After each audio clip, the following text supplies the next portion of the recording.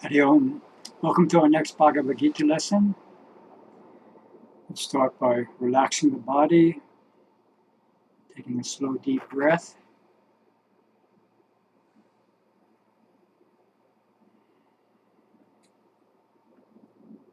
Hari Om Tat Sat. Om Shanti. For an episode number 134, entitled, Is Krishna a Mean Person? And we're on now the 6th verse of the 3rd chapter. I'll read it to you. Krishna says, the one who restrains the body from acting, while the mind maintains its attraction to the sense objects, is self-deluded and a hypocrite. To those of us who meditate regularly, this might seem a bit harsh and discouraging. My first reaction on reading this verse was defensiveness. Okay, my mind still wants to enjoy stuff through the senses, but at least I'm sitting here trying to keep my mind focused on the mantra. Isn't that worth acknowledging rather than calling me mean names? When my reactive mind settles down, I do recognize that Sri Krishna is using strong words for our benefit to make an important point. While controlling our actions is important, there's a danger in restraining the body while allowing the mind to dwell on and mull over all the things that we wish we could enjoy.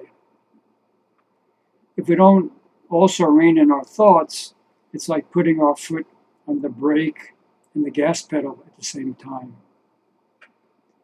This is going to have a detrimental effect on the engine of our personality. There was a time in my life when I had the opportunity to live for an extended period in solitude. I thank God and shared my good karma. When I brought the proposal to my guru, he wasn't very enthusiastic about it.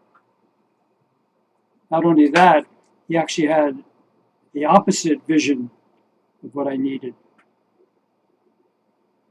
I'd been living in our rural ashram. Now he recommended that I go back to New York City and oversee our biggest yoga center. He felt there were important lessons that I needed to learn through serving in the world, and that the Sangha in New York would provide me with a good, supportive company. By sitting alone in my cave, my mind would get continually pulled back into the world that I supposedly had left behind. And it could drive my attachment to the world even deeper, and I would end up being even more neurotic than I already was.